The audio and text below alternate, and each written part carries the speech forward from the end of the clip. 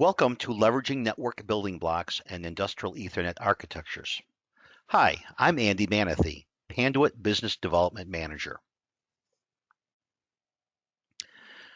During this webinar, I will be going over a brief discussion of the Industrial Internet of Things and its impact on Industrial Ethernet. This will be followed by reference architectures like Converged Plant-Wide Ethernet. I will then tie together the logical reference architectures with the physical infrastructure leading into a Panduit 5-ins breakdown and the network building blocks. I will close with the manufacturing network maturity model, providing a path for IIoT deployment. Although the term Internet of Things was first expressed back in 1999, IoT has taken off in the last few years. The expansion of IoT has come about with the proliferation of broadband internet, built-in Wi-Fi capabilities, a decrease in connectivity costs, the proliferation of smartphones, and the ever-expanding computer processing power and storage. What is the Internet of Things? The Internet of Things is the networking of machines, vehicles, sensors, actuators, and meters with the ability to both send and receive data. These IoT devices have some local intelligence and can speak to each other. This is what makes IoT different than dumb wired analog or digital sensors. The graphic shows areas where IoT is making a big impact in manufacturing. Of course, the main drivers for manufacturing are increased profitability, lower cost, and greater production output. IoT is key to aggregate the data, make it easily accessible, say in the cloud, and deliver to mobile devices. Essentially, IoT is key to transform the raw data to actionable information and real-time control to unlock the benefits to optimize manufacturing. It provides real-time feedback on the manufacturing process, manages equipment remotely, reacts quicker to quality issues, and responds to condition-based maintenance alerts. Remote capabilities facilitate OEM access for repair and optimization, as well as optimize third-party supply chain management.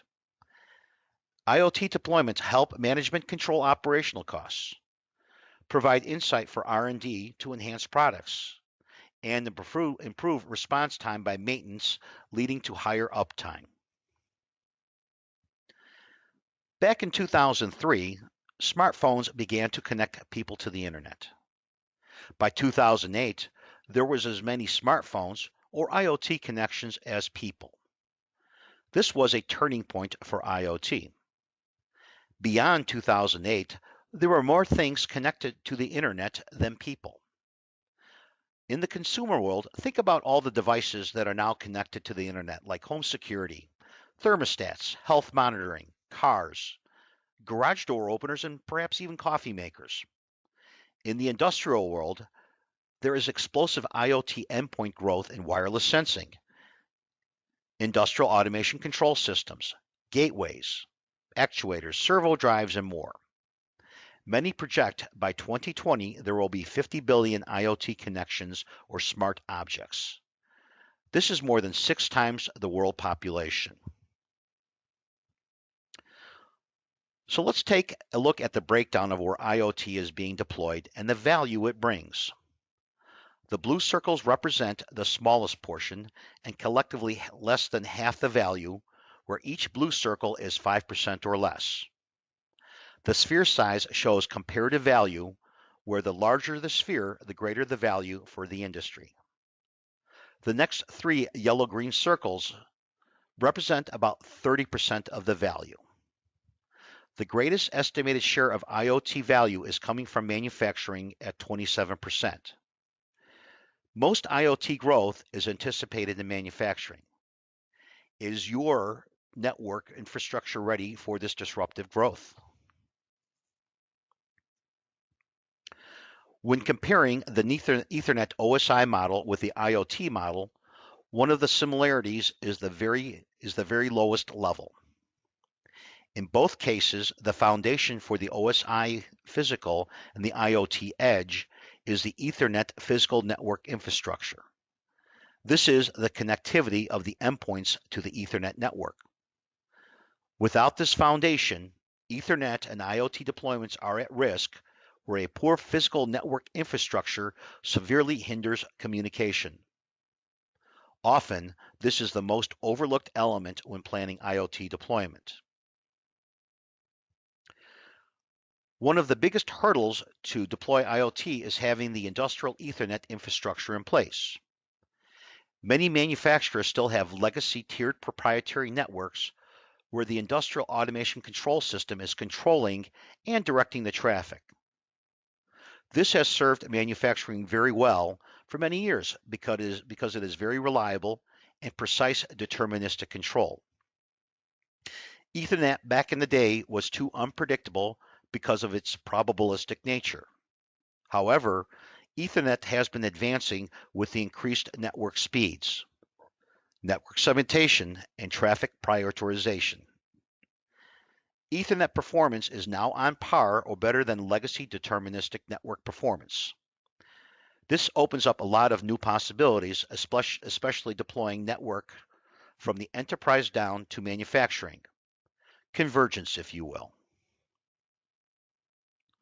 To leverage IoT legacy proprietary networks, to leverage IoT, legacy proprietary networks must transition to an Ethernet architecture supplanting the PLC as the network traffic cop. Essentially, the switch becomes the center of the network universe. This is key for IoT capabilities like endpoint sensing for monitoring, mobility for remote assistance, and video for security. Is your architecture more like the traditional three-tier layout or the converged Ethernet industrial network on the right? If it is more like the one on the left, the three-tier, the best practice is to leverage a validated design and architecture. Our alliance with Rockwell Automation and Cisco has unified reference architectures that cover both the logical and physical industrial network.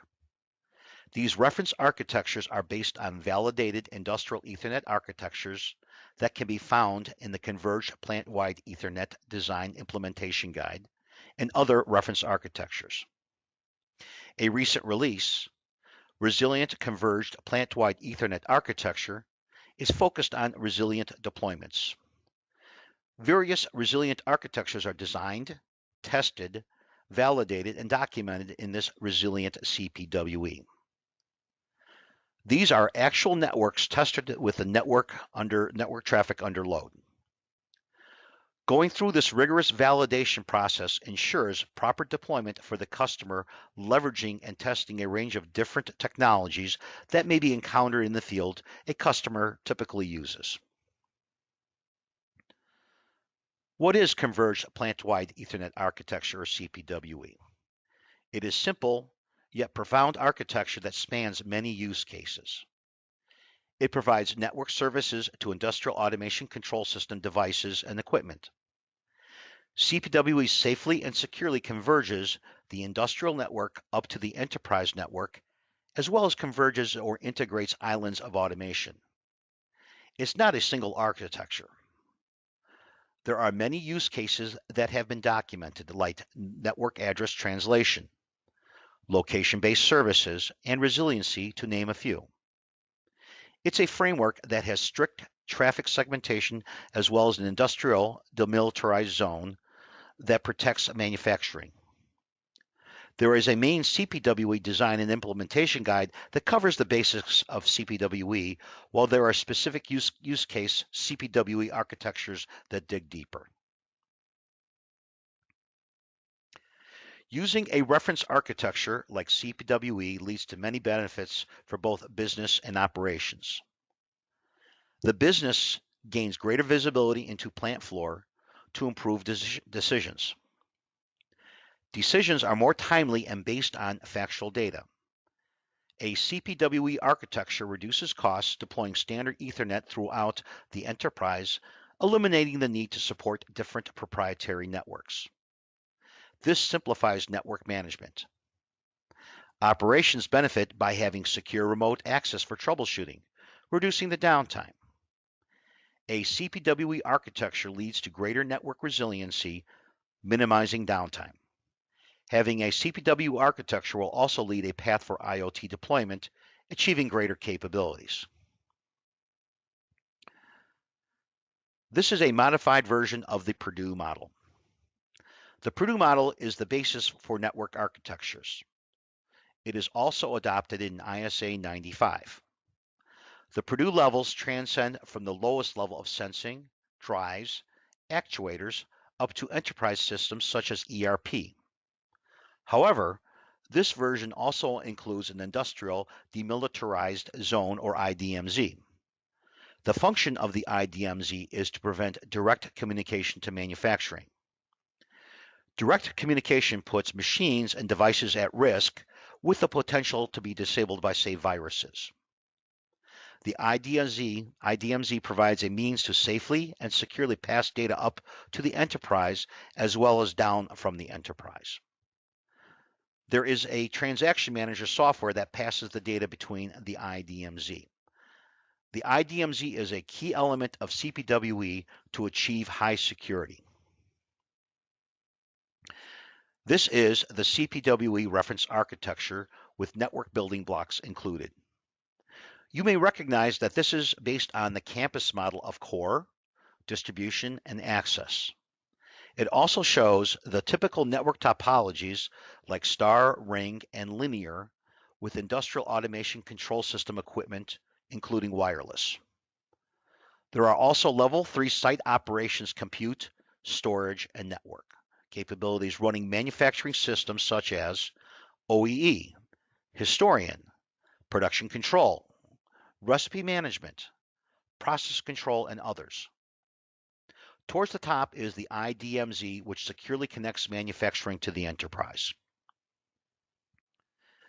In the next 3 slides, I will be discussing the mapping of logical network topology to the physical deployment based on the redundant star, ring, and linear network topologies. This graphic depicts the building blocks like the industrial distribution frame, IDF, and network zone systems, NZS, along with the cabling and connectivity. It's a physical reference architecture of the logical network and can be used as a basis for a design. This reference architecture is for a redundant star designed with 2 paths of connectivity.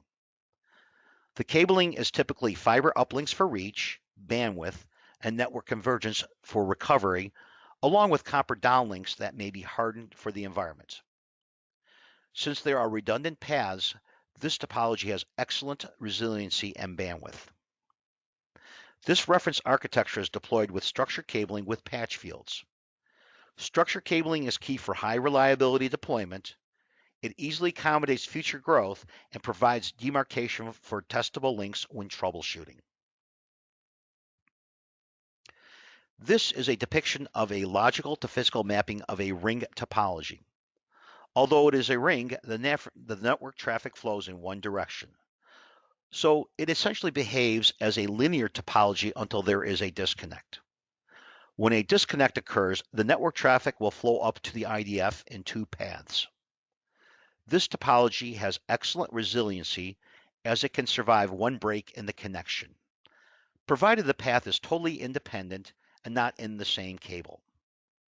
If all links are in the same cable, the cable can be a single point failure because a cut in the cable will sever all paths. Since the ring topology behaves more like a linear topology, the traffic is additive, where the last device traffic is added to the next adjacent device, all the way up to the IDF. Therefore, one has to be careful to not add too much traffic, such as what might occur with a video stream. If you suspect the traffic is too high, a software like Interview can provide the statistics on bandwidth and utilization. This reference architecture is also designed with structured cabling, where the uplinks are fiber and the downlinks are copper, like the previous example.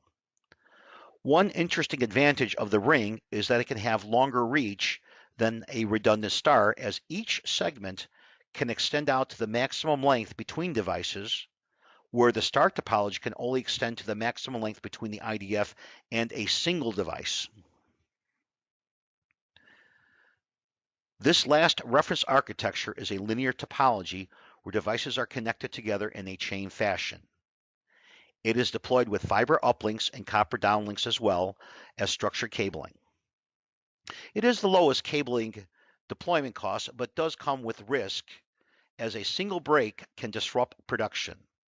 It has the similar advantage as Ring, where each segment can reach the maximum allowable distance.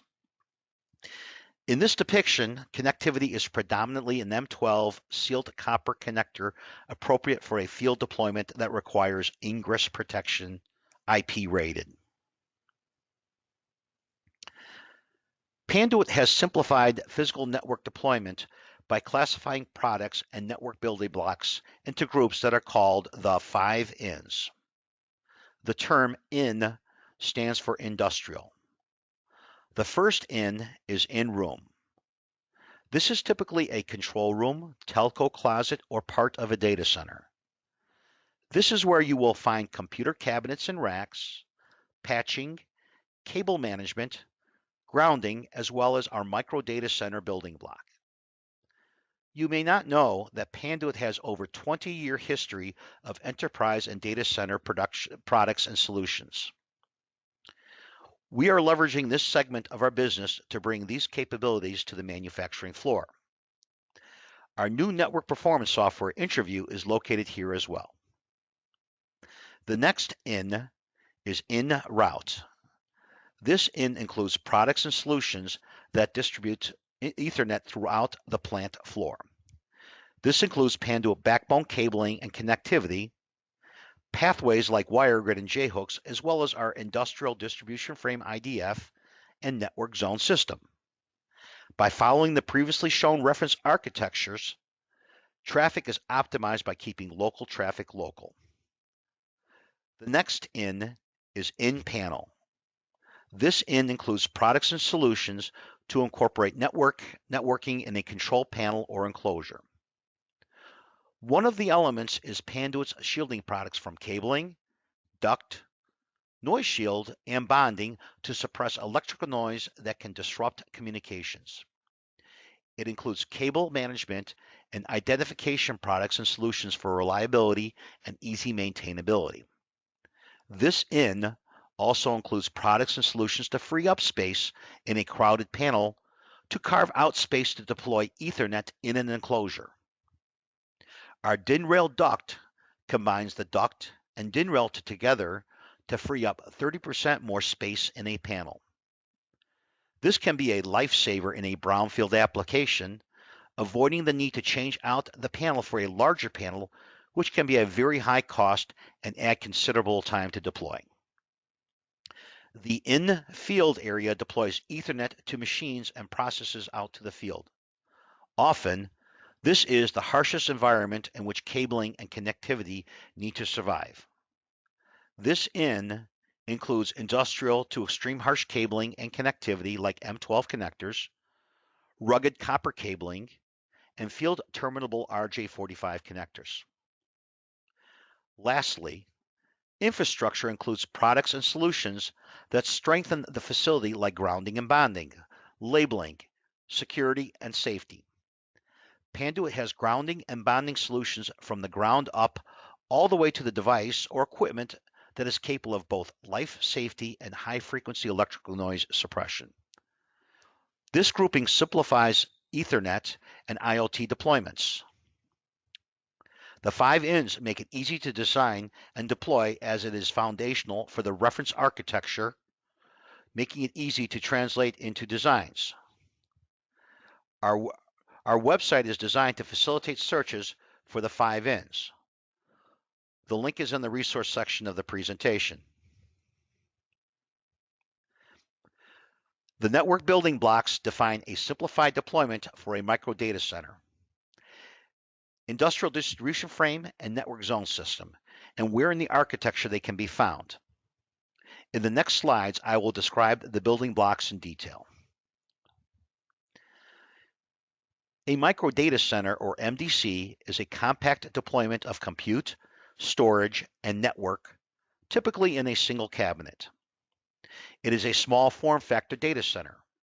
In some ways, it could be thought of as an appliance that is specific for manufacturing software. The MDC building block can be delivered pre-configured with cabinet, patch cords, and cable management included, or integrated with active gear ready for deployment and designed for shipment with gear installed.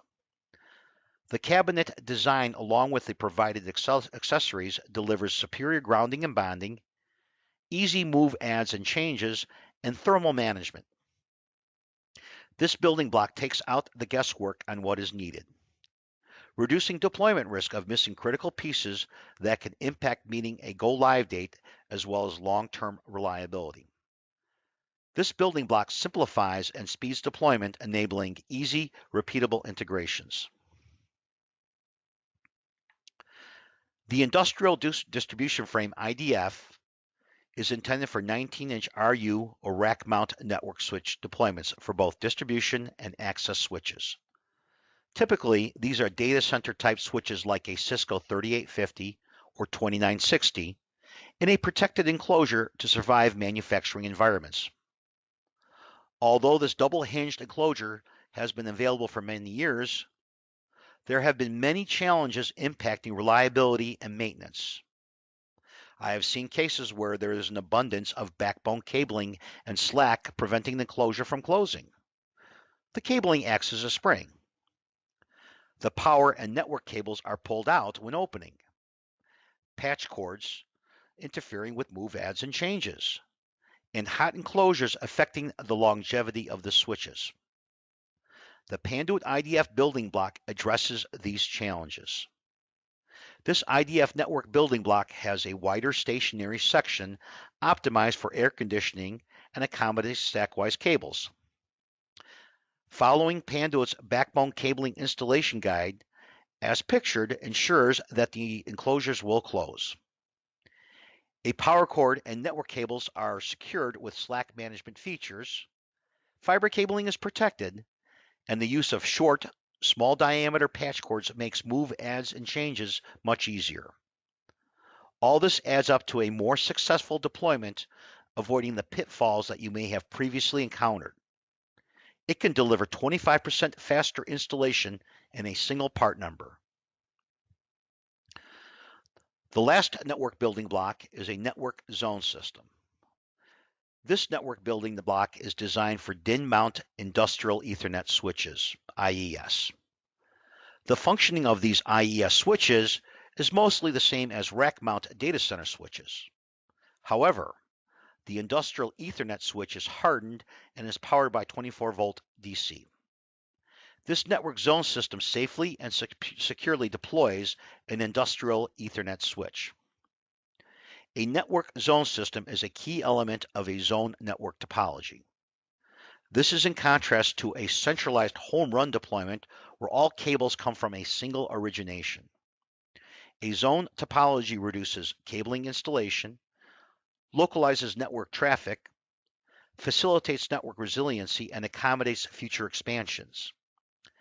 Panduit offers the pre-engineered and pre-tested network zone system in 3 integration levels of pre-configured, switch-ready or universal, and integrated in a mild or stainless steel enclosure complete with structured cabling for fiber uplinks and copper downlinks. There is a protective cage around the power system protecting personnel who may not be familiar with working in panels. It is approved for UL 508A and has been tested for shipment. The network zone system reduces time required for planning, designing, procurement, and installation. This table compares the deployment possibilities of the industrial Ethernet switch, starting with a do-it-yourself up to a fully integrated solution with a static switch. The check marks note what comes with each of the possibilities. The circles on the bottom show the time one would spend deploying, where the white portion is what you spend, and the gray portion is covered by factory assembly. So the do-it-yourself to the left spends all their time deploying, where the integrated on the right shows very little time spent by you to deploy. In general, a do-it-yourself approach, although it seems to be low cost, runs the risk of not getting it right and taking shortcuts. The pre-configured option ensures you have the parts you need, but assembly and testing are still required. The switch ready for Allen Bradley deployments and universal for other switches is a proven system ready for a switch. The option integrated with an Allen Bradley Stratix switch is factory tested and ready for deployment, having the least risk for deployment. Heat generated by devices and enclosures or cabinets, along with the ambient air temperature, must be considered when deploying switches in an industrial environment. Panduit thermally validates all network building blocks in our state-of-the-art thermal lab. A range of testing capabilities are performed using thermocouples, as well as infrared cameras in a controlled environment. For the IDF, additional testing was performed with an installed air conditioner. The test data provides guidance with an air conditioner when an air conditioner is necessary for deployment to ensure long switch life to prevent premature failure. Panduit is a leader in thermal testing, where companies like HESCO have Panduit thermally validate their equipment in a full-scale environment all the way up to a data center scenario.